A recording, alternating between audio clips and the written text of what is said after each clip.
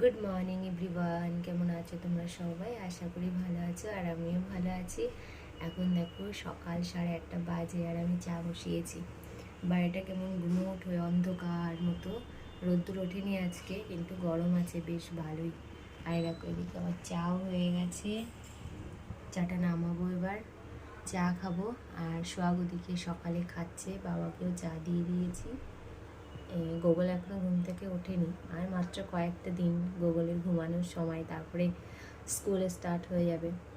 তো ওই জন্য আর কিছু বলি না এখন, ঘুমাচ্ছে ঘুমাক, এখন তো আর এখনও স্কুল শুরু হয়নি, টিউশন শুরু হয়নি।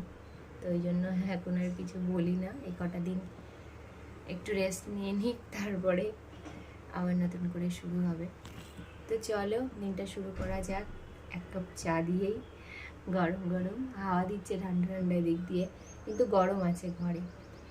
তারপরে সারাদিন কী করি না করি সবটাই তোমাদের সাথে শেয়ার করবো, ব্লগটা স্কিপ না করে দেখো। এই যে এখনও ঘুমাচ্ছে, এর ওঠার কোনো নাম নেই, কখন থেকে ডাকছি ওট ওট ওট করে, উঠছেই না। উঠবি, উঠবি, ওঠ। আর এত বেশি মশা হয়েছে, আমি আগের দিন বললাম না, প্রত্যেকটা ঘরে এখন মশারি টানাতে হচ্ছে, নইলে ভীষণ মশা। সকাল সকাল এখানে রান্না বসিয়ে দিয়েছে মা, এখানে মাছ ভাজা হচ্ছে, এইখানে মাছ এখনো আছে, আর এইটা দিয়ে আলু ডাঁটা আর পটল দিয়ে হবে মাছের তরকারি। আর এদিকে চিংড়ি মাছ ভেজানো আছে, এটা দিয়ে হবে ইঁচড়। আর কি হবে? আর পালং শাক আর পালং শাক হবে। বাবা যেহেতু খেয়ে যাবে ওই জন্য মাছের তরকারিটা আগেই বসিয়ে দিয়েছে, একটা তরকারি হয়ে গেলে ওটা দিয়ে খেয়ে যাবে। আজকের সকালে দেখো ব্রেকফাস্টে আছে ব্রেড আর কলা। মা এই ব্রেডগুলো বাটার দিয়ে ছেঁকে নিয়ে এসেছে। আজকে দুজনেই কাজ করতে করতে অনেকটা লেট হয়ে গেছে, মা ওদিকে রান্না করছিল আর আমি এদিকে ঘরের কাজ করছিলাম। এখন 11টার মতো বেজে গেছে, এবার তাড়াতাড়ি ব্রেকফাস্ট করে নেব। আর গোগল এখানে কিছু একটা বায়না করছিল, তো আমি ক্যামেরা ধরাতেই খুব লজ্জা পেয়ে জামা কাপড় যা কেচেছিলাম সব একদম ওখানে শুকাতে দিয়ে দিয়েছি বাইরে। আর সিঁড়ির ওখানে একটা দড়ি টানানো আছে, ওখানেও দিয়েছি। আর খুব গরম লাগছে। সব রান্না তো হয়ে গেছে মোটামুটি, আর এখন ভাতটা করবো আর একটু দই পাতবো। বাড়িতে প্রত্যেক বছরই পাতা হয়, তো এই বছর আজ থেকে স্টার্ট করব। তো দেখি কেমন হয়। আমি তো বলছি যে টক দই পাতবো, কিন্তু গোগল আবার মিষ্টি দই খাবে, তো অল্প একটুখানি চিনি দিয়ে, মানে খুব মিষ্টি না, হালকা মিষ্টি থাকবে, চিনি দিয়ে পাতবো। তো দেখি কেমন হয় আজকে, জানি না কেমন হবে, তো সবটাই শেয়ার করব তোমাদের সাথে। এই দেখো এখানে দুধ বসিয়ে দিয়েছি দই পাতার জন্য, আর এই পাশে দিয়েছি ভাত। আর এইখানে সেই একটু আগে, ঘন্টাখানিক আগে দইটাকে জল ঝরাতে দিয়েছে, আর এতটা পরিমাণে জল বেরিয়েছে। আর এই যে এখনও মনে হয় দু এক ফোঁটা করে করে পড়ছে।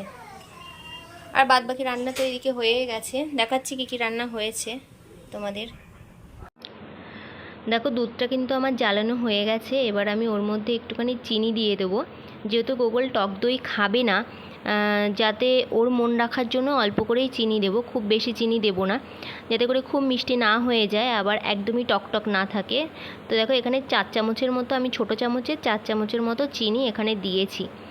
দিয়ে এবার ভালো মতো করে জাল দিয়ে নেবো, কারণ কি চিনি দেওয়ার পরেও কিন্তু একটা জল জলে ভাব থাকে, তো যাতে সেটা না থাকে তার জন্য আমি আরেকটু ভালো মতো করে জ্বালিয়ে নেব। আর আমি কিন্তু প্যাকেট দুধেই দইটা বানাচ্ছি। আর এদিকে ওই যে জল ঝরাতে দিয়েছিলাম যে টক দইটা, সেই টক দইটা এখন আমি ভালো মতো করে একটু বাটিতে ফেটিয়ে নেব। আর দেখো কতটা পরিমাণে জল বেরিয়েছে, এতটা পরিমাণে জল ছিল দইটার মধ্যে। আর এই দেখো এই যে কাচের বাটিটা দেখছো, বড় বাটিটা, ওই বড় বাটিটার মধ্যেই কিন্তু আমি দইটা বসাবো। জানি না কেমন হবে দইটা, তোমাদের সাথে সবটাই শেয়ার করব। এবছরে ফার্স্ট কিন্তু বাড়িতে দই হচ্ছে আর কি, বসাচ্ছি। প্রত্যেক বছরই বসাই কম বেশি, কিন্তু এবছরে ফার্স্ট আজকে। আর গরমটাও কিন্তু বেশ ভালোই পড়েছে। তো এই দেখো দইটা কিন্তু আমি ভালো মতো করে ফেটিয়ে নিয়েছি। এবার ওই যে দুধটা জ্বালিয়ে রেখেছি, ওই দুধটা একটু ঠান্ডা হলে মিশিয়ে নেব, আর এই বাটিটার গায়েও একটু লাগিয়ে নেব হালকা করে।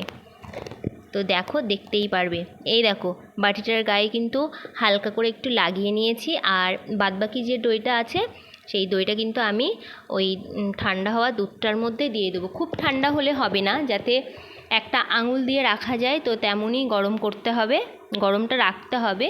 ওই দেখো মা কিন্তু দেখছিল আঙুল দিয়ে যে দুধটা ঠিকঠাক গরম আছে নাকি। তো মেশানো আমার এখন হয়ে গেছে। এবার দেখো আমি দইটাকে সেট করতে দেব, তাই জন্য বাটিতে একদম ঢেলে নিচ্ছি। আর এরকমভাবে কি দই পাতে নাকি অন্য কোনোভাবে পাতা যায়, প্লিজ তোমরা জানলে অবশ্যই আমাকে কমেন্ট করে জানিও, আমি ভুলভাবেও পাততে পারি। হ্যাঁ, এই দেখো এখানে কিন্তু আমি বসিয়ে দিয়েছি, আর এইটাকে একদমই নাড়াবো না, আর এর উপরে কিন্তু একটা বেড কভার দিয়ে দেবো। আর যেখানে আমি দইটাকে রেখেছি এই ঘরটায় আমাদের বেশ দুপুরবেলাটা ভালোই গরম থাকে। আর আমি যতদূর জানি একটু গরম গরম মানে টেম্পারেচারে রাখলে আর কি ভালো হয়। তো এইখানে রাখা ছাড়া আমার আর কোনো অপশান ছিল না, তাই জন্য এখানেই রেখে দিয়েছি। চলো দেখি কী কী রান্না করেছে মা আজকে। রান্না সব রান্নাই মাই করেছে। এদিকে রয়েছে পালং শাক চিংড়ি মাছ দিয়ে, চিংড়ি মাছ আলু বেগুন ঠেগুন দিয়ে পালং শাক রান্না করেছে। আর এদিকে কি রান্না করেছে দেখি, ও এটা ইঁচড়ের তরকারি, এটাও চিংড়ি মাছ দিয়ে। মোটামুটি আজকে আমাদের বাড়ি চিংড়ি মাছের বিয়ে হচ্ছে, যাকে বলে সব তরকারিতেই চিংড়ি মাছ। আর এদিকে রয়েছে যে পাতলা করে মাছের ঝোলটা করেছিল পটল আলু আর ডাঁটা দিয়ে, সেটাই আছে। আর এর মধ্যে রয়েছে এটা আমাদের চিংড়ি মাছ যেটা লঙ্কা দেওয়া। আর ওদিকে ওই যে ভাত হয়ে গেছে, দইটা পেতে নিলাম, এবার যাব স্নান করতে। গুড ইভিনিং এভরিওয়ান, এখন সন্ধ্যা দিলাম, আর এখন 6:15 বাজে। সোহাগ আর মা রয়েছে ওই ঘরে দেখা যাচ্ছে না ওদেরকে আছে। আর আমি সন্ধ্যা দিলাম, এবার চা করব, কিন্তু গোগল এখনও খেলে বাড়িতে আসেনি, ও আসলে তারপরে চা করবো।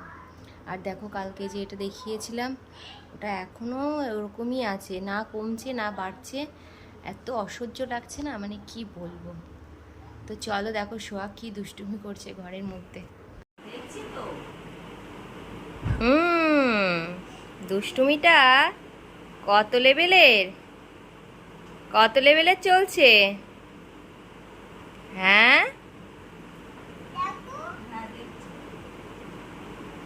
হ্যাঁ।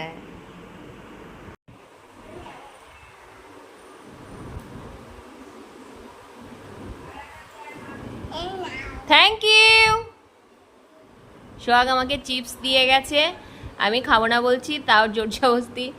এই যে মা এখন গোগল খাবে বলে সন্ধ্যাবেলায় ব্যাট বল ভেজেছে এই চিপসগুলো, তো এখন খাবো না, তাও জোর করে সোহাগ দিয়ে গেল, আবার দিতে আসছে। এই যে থ্যাংক ইউ। ফাইনালি দেখো সেই সময় চলে এসেছে, এখন দেখবো যে দইটা ঠিকঠাক মতো বসেছে নাকি। আমি বেলা 12টার সময় বসিয়েছিলাম, আর এখন মোটামুটি রাত 10টা বাজতে চলেছে। তো এখন এবার দেখবো, এই দেখো রাত 10টা বাজতে চলেছে এখন। আর মোটামুটি দইটা দেখে মনে হচ্ছে ভালোই বসেছে আর কি, উপর থেকে দেখে মনে হচ্ছে, একটু চামচ দিয়ে তুললে বুঝতে পারবো যে ঠিকঠাক বসেছে নাকি। আর ভীষণ টেনশন হয় এই দই কেক এগুলো ঠিকঠাক পারফেক্ট না হলে না মনটাই ভীষণ খারাপ হয়ে যায়, আর মনে হয় যেন বেকার সারাদিন খাটলাম। তো দেখো চামচ দিয়ে এখন তুলছি, আর দেখো একদম পারফেক্ট কিন্তু হয়ে গেছে দইটা, আর খেতেও দারুণ হয়েছিল। আর এই গরমে ঠান্ডা ঠান্ডা দই খেতে কিন্তু ভালোই লাগে, যদিও এটা আমি ফ্রিজে দেইনি, আমরা খাওয়ার পরে রাত্রেবেলা ডিনার করার পরেই কিন্তু বাদবাকিটা ফ্রিজে দিয়েছি, আর খুব সুন্দরভাবে বসে গেছে। যাই হোক, এই ভিডিওটা আজকে এই পর্যন্তই রাখলাম। যদি ভালো লাগে অবশ্যই লাইক করো, কমেন্ট করো, শেয়ার করো, আর আমার চ্যানেলটাকে প্লিজ সাবস্ক্রাইব করো। দেখা হবে নতুন ভিডিওতে, তোমরা সবাই ভালো থেকো। আর এখন গোগলকে টেস্ট করতে দেওয়ার পালা, কারণ ওই মিষ্টি দই করে আমার মাথা পাগল করে দিচ্ছিল।